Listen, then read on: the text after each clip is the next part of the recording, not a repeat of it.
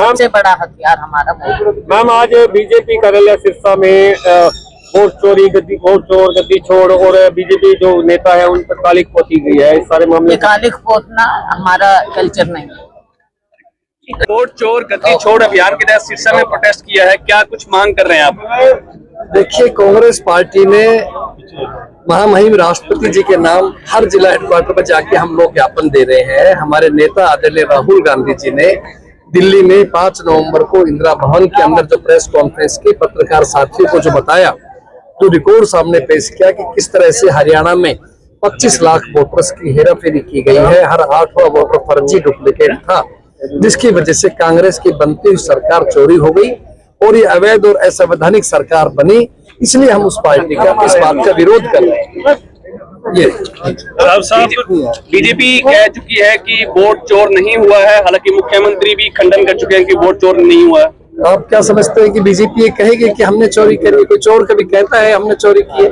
तो जनता को फैसला करना है। हम जनता की अदालत में जा रहे हैं साहब, और हमारे 15 से अधिक हमारे विधायक उम्मीदवार हाई कोर्ट के अंदर भी है। आओ बहन जी,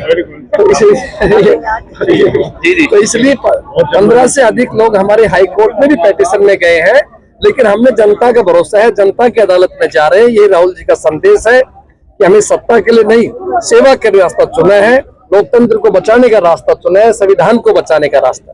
राव साहब, सच्चाई कड़वी है, कांग्रेस एकजुट नहीं है, सारा विपक्ष एकजुट नहीं है। महागठबंधन में भी कोई इधर की बात करता है, कोई उधर की बात करता है। तो इस प्रकार से आप कैसे बीजेपी से लड़ पाएंगे जिस तरह से वो मैनेजमेंट करती है? आप बात ठीक है, आप अपनी जगह, लेकिन मैं समझता हूँ आज हरियाणा में और देश में पूरी तरह से कांग्रेस एकजुट होकर चल रही है। जो हमारे नेता आदरणीय राहुल जी, आदरणीय खड़गे जी के हाईकमान का आदेश है, सब उसका पालना करते हैं। उसकी पालना के लिए हम लोग आज कार्यक्रम में आए हैं। और इंडिया गठबंधन के भी नेता, महागठबंधन जो हमारा बिहार में था, सभी एक होकर चले। हो सकता है कोई 2 सीटों के ऊपर तालमेल नहीं हो पाया होगा, कई बार परिस्थितियां होती है, लेकिन पूरी तरह से है। आज अगर भाजपा सत्ता में है तो लोगों की वजह से नहीं है, बेईमानी की वजह से, हेराफेरी की वजह से है। चाहे वो ईवीएम में हो, चाहे पोलिंग के अंदर हो, चाहे काउंटिंग में हो, चाहे बैटरी का 99% पाया जाना हो, आदि अनेकों ऐसे कारण है, वो आपके सामने हम सब दिखाए।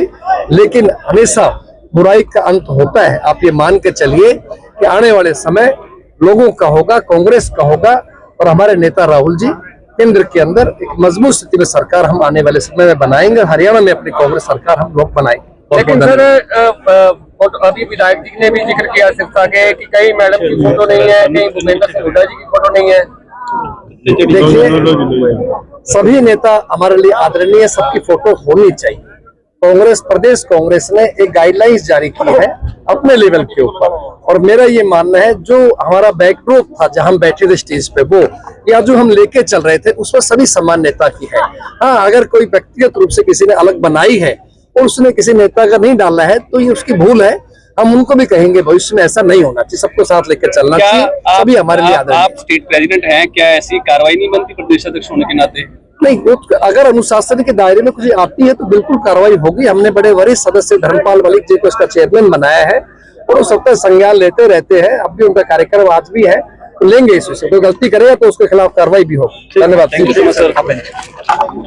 मैडम, चुनाव आयोग इसी तरह की कोई सुनवाई नहीं कर रहा। लगातार 12 राज्यों में भी SIR करवाई जा रही है, उसमें वोट काटे जा रहे हैं। जहां जहां कांग्रेस मजबूत है, विपक्ष मजबूत है, वहां।